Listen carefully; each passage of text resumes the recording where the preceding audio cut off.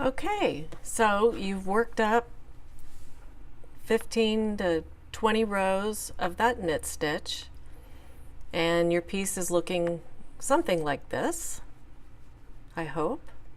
Both sides should look about the same, because what you've created by doing all knit stitches is what we call garter stitch.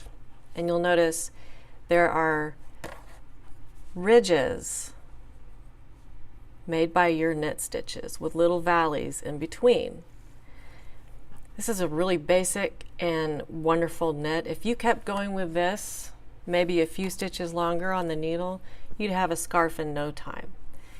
So let's say you've reached the end of your project and you need to make sure that all these stitches, which if I just pop off, they'll just unravel. And so you need a way of finishing your piece and making it very, very hardy. So to bind off your piece, you're going to actually be doing some very easy steps, much like knitting itself. We're going to knit the first stitch, just like we had been doing.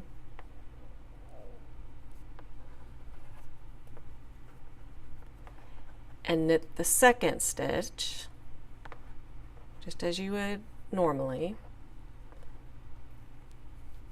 And when you have two stitches on your left hand needle, you take your left hand needle and you put it through that first stitch, and if you need to, hold on to the stitch that's on your left needle, and you're going to pull this first stitch right over the stitch that's left on the needle and then drop it off. Now you're down to one stitch on your right needle and you'll have the remainder on your left. You've just bound off one.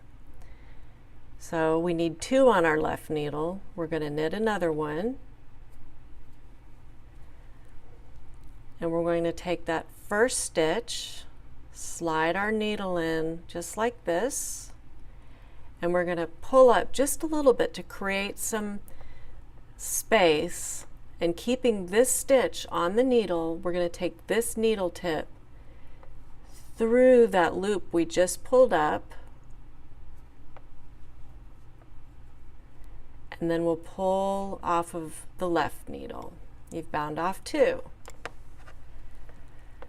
We need two stitches in order to pull one over, so let's knit one more. Pick up that first stitch on the right needle, pull up a little tension, and then kind of get that needle itself against the other needle. That helps you keep that stitch that you're going over in place. And then pull it through and release from your left. You've gotten four off. So knit one, take that first stitch on your right needle, pull it up,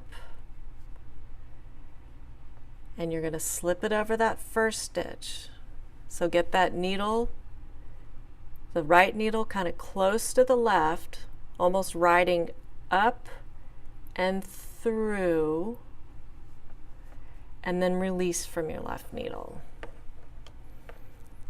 Again, we knit,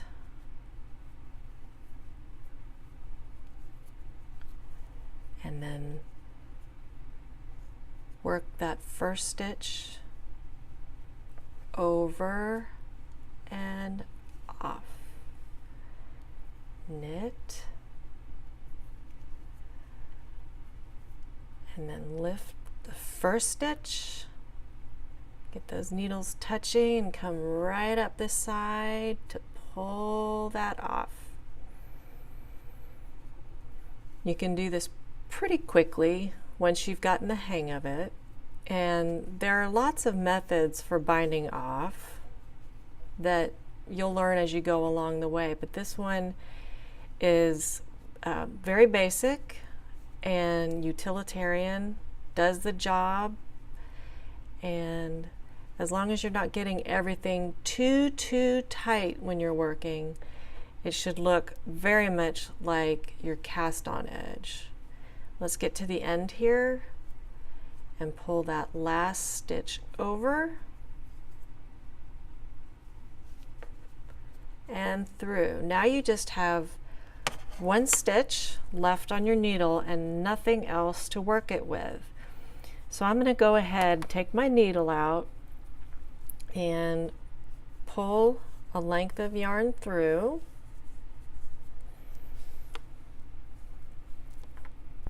And then I will use some scissors, which I have sitting right here. Make sure you're not cutting what you need. Go ahead and pull it through. And now your piece has two tails coming out of it, and you need a way of hiding those stitches. What I like to do is use a tapestry needle and this, I guess, needle threader, which with a bulky yarn like this makes it very easy to do. I simply put my needle threader through the eye of this needle, take one end of my yarn and pull it onto the needle. Now the process of weaving in will vary by whatever stitch you're using, but the idea is to weave it in on the wrong side of your work. In this case, it's very difficult to tell which is the right side and the wrong side because they're both very similar. So I can go ahead and kind of stretch it out to where I want it to be. Later on I could block this piece with water and really make it flat. I'm going to say that for me, I like this side a little bit better. So I'm going to make this my right side. And so what I want to do is flip the piece over, and I want to weave this end in a way that it's hidden with the other stitches. So I think I'm going to go ahead and go through this little piece here, pull my yarn through. Now this yarn likes to stick to itself a little bit, so I have to be a little bit careful with it. I don't want it too tight, pulling it out of shape. And if you follow your stitches here, you'll notice that you could try to kind of emulate this stitch along the edge. With this being bulkier yarn, you don't want to do too much in one place. And so I think what I'll do is go ahead and come through this loop, so I'm mirroring this stitch. If you don't like it, you can always, pull it out and redo it. I think this will be just fine.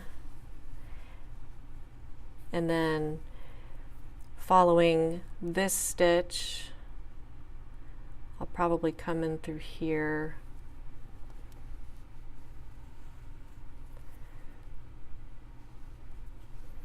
You can go ahead and kind of give your yarn, your piece of fabric, a little tug. Make sure you know where you're going.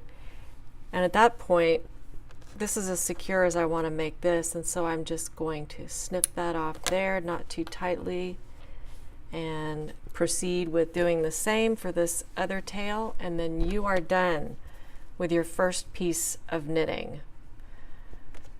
You'll be amazed at how much enjoyment you'll get from this process.